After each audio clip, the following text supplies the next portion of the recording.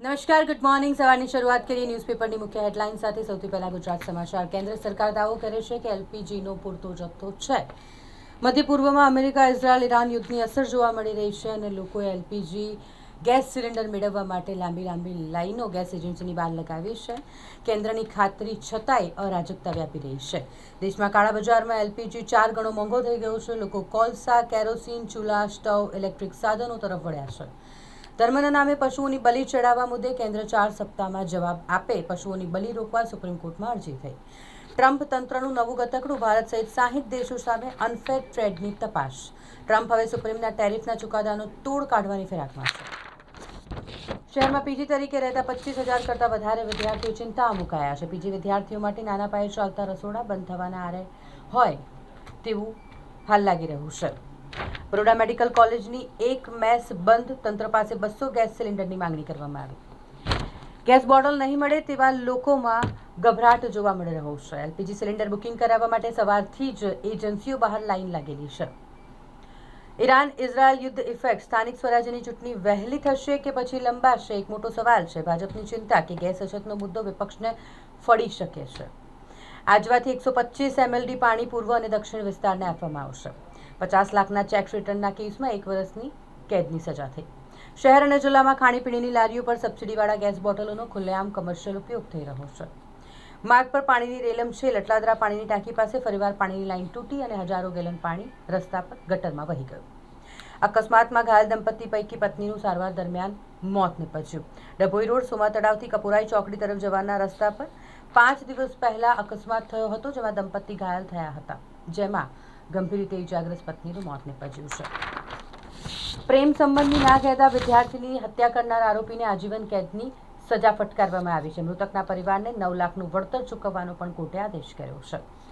એએસઆઈનો નિવૃત્તિના 6 મહિના અગાઉ ગળે ફાંસો ખાઈને આપઘાત. પોલીસ ખાતામાં ફરજ બજાવતા હતા. એક જ અઠવાડિયામાં બીજા પોલીસ કર્મચારીનો ફાંસો. બંને કેસમાં આપઘાત કરવા પાછળનું કારણ બંધ છે. જમીન પચાવી પાડવાના કેસમાં પોલીસે માત્ર વ્યાજખોરીનો ગુનો દાખલ કર્યો. મહિલા આયોગ અને ગૃહ ખાતામાં રજૂઆત થઈ. વ્યાજની વસૂલાતના બહાને જમીનનો દસ્તાવેજ બિલ્ડરના નામે કરાવી લઈ રૂપિયા ન ચૂકવ્યા. 18 ગુનામાં સંડોવાયેલા આરોપીની જામીન અરજી રદ કરવામાં આવી છે. કેનેડાના 2 વર્ષના વર્ક પરમિટને નામે મહિલા એજન્ટે 6 લાખ રૂપિયા પડાવી લીધા, જેને લઈને પોલીસ ફરિયાદ થઈ છે. હવે એક નજર દિવ્ય ભાસ્કરની મુખ્ય હેડલાઇન્સ પર. મોટી રાહત મળી છે. યુદ્ધ બાદ પહેલીવાર ટેન્કર હોર્મુઝથી મુંબઈ પહોંચ્યું છે. ટેરિફનું નવું બહાનું શોધી રહ્યા છે ડોનાલ્ડ ટ્રમ્પ. ભારત સહિત 16 દેશો પર તપાસ ચાલુ કરી છે. ક્રીમી લેયર નક્કી કરવા આવકની સાથે વાલીનું પદ અને સ્ટેટસ જોવું જોઈએ. સુપ્રીમ કોર્ટે મહત્વનો ચુકાદો આપ્યો. વોટ્સએપની વાત કરીએ તો 13 વર્ષથી નાના બાળકો માટે પેરેન્ટ કંટ્રોલ્ડ અકાઉન્ટ લાવવામાં આવી શકે.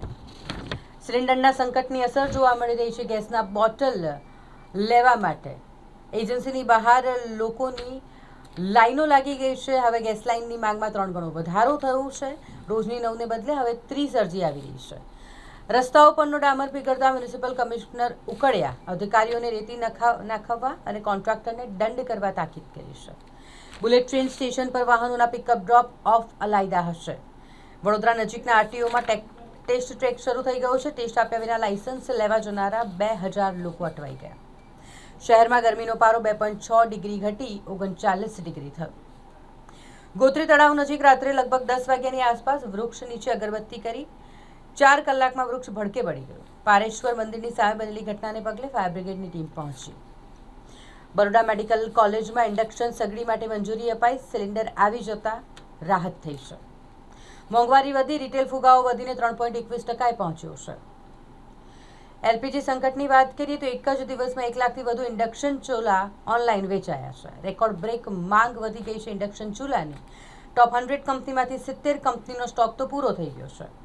109 નગરપાલિકામાં દરેકના 50 લાખથી વધુના લાઇટ બિલ બાકી. 2 વર્ષમાં પાલિકાઓ પાસેથી 698 કરોડ વસૂલવામાં આવ્યા. પાલિકાના પ્રમુખ ચીફ ઓફિસરને રૂબરૂમાં જાણ છતાંય બિલ બાકી છે.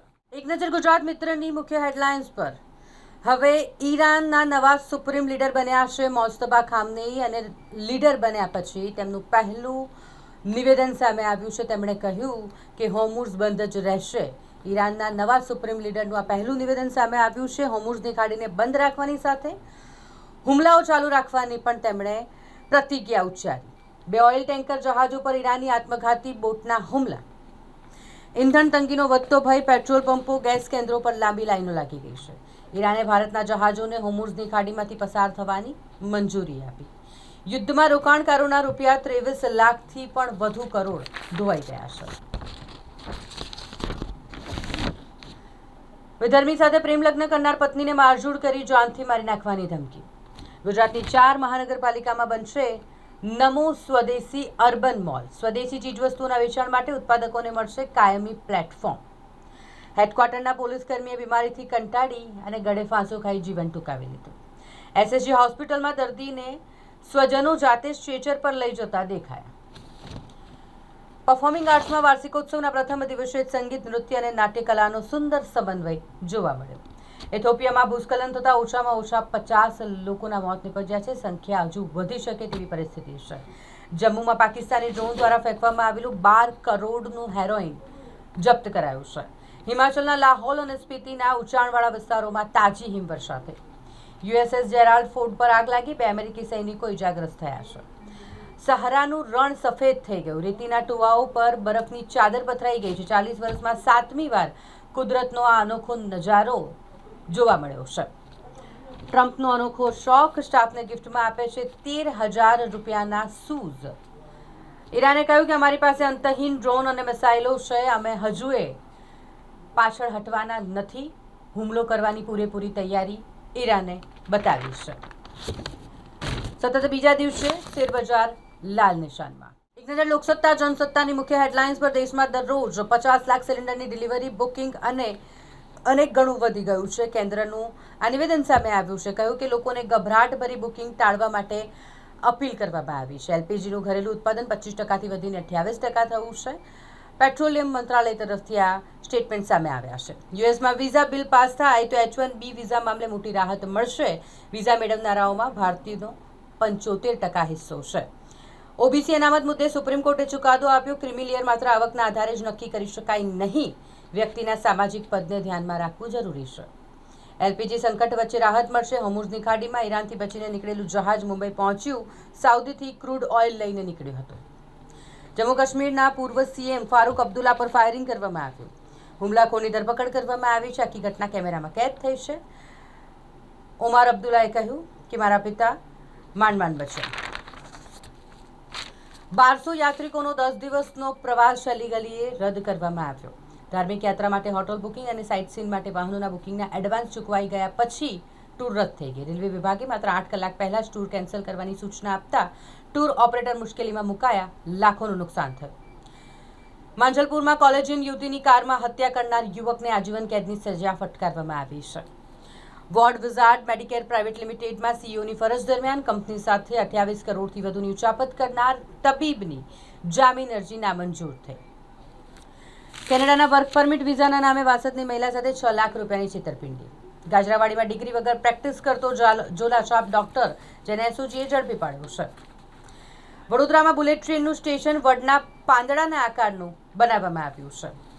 બ્લડ પ્રેશર અને ડાયાબિટીસના દર્દીઓએ સમયાંતરે કિડનીની તપાસ કરાવવી જોઈએ. શહેરમાં મહિને 10,000થી વધુ ડાયાલિસિસ થાય છે. એક નજર સંદેશની મુખ્ય હેડલાઇન્સ પર. હોર્મુઝમાંથી ભારતીય જહાજો પસાર થવા દેવા મુદ્દે અસમંજસ છે, કારણ કે વિદેશ મંત્રાલય તરફથી નિવેદન સામે આવ્યું છે કે ભારતીય જહાજોને સુરક્ષિત પસાર થવા ઈરાન સાથે વાતચીત પર હાલના તબક્કે કશું કહેવું એ વહેલું દેખાશે. યુએસના સાથી અખાતી દેશો પર હુમલા જારી રહેશે. હોર્મુઝની ખાડી બંધ જ રાખીશું. ઈરાનના સુપ્રીમ લીડરનું આ નિવેદન સામે આવ્યું છે. દેશમાં રિટેલ ફુગાવો જાન્યુઆરીના 2.74%થી વધી ફેબ્રુઆરીમાં 3.21% થઈ ગયું છે. નવા શૈક્ષણિક વર્ષથી ખાનગી હાઈસ્કૂલોમાં પણ હવે વોકેશનલ શિક્ષણનો પ્રારંભ થશે. રાજ્યમાં મેડિકલ યુનિવર્સિટી સ્થાપવાની કાર્યવાહી 4 વર્ષથી માત્ર કાગળ પર જ છે. આ કામ વાસ્તવિકતામાં ક્યારે થશે તે એક મોટો સવાલ છે. મ્યુનિસિપલ કમિશનર અધિકારી પર ગરમ થયા. ડામર કેમ પીગળે છે? રોડના ડામર સેમ્પલ લેબમાં મોકલો અને આ મામલે કાર્યવાહી કરવામાં આવશે. રિવ્યુ બેઠકમાં પણ મ્યુનિસિપલ કમિશનરે અધિકારીઓ પાસે કામોનો હિસાબ માંગ્યો છે. એન્જિનિયરિંગની વિદ્યાર્થિનીની હત્યા કરનારને જન્મટીપ આપવામાં આવી. ઘરેલું સિલિન્ડરનો કોમર્શિયલ ઉપયોગ અને સંગ્રહખોરી વધતા કેટલાક વેપારીઓએ કૃત્રિમ ભાવ વધારો કર્યો. સરકારી કર્મીઓને મેડિકલ રીએમ્બર્સમેન્ટમાં એક વધુ પત્ની હવે કુટુંબની વ્યાખ્યામાં નહીં. રાજ્યસભામાં છોટાઉદેપુરના શાહ પરિવારનો મુદ્દો ચગ્યો. બેરીનમાં એક ગુજરાતી પરિવાર ફસાયો, બીજું કંઈ નહીં તો પાણીની વ્યવસ્થા તો કરો એમના માટે.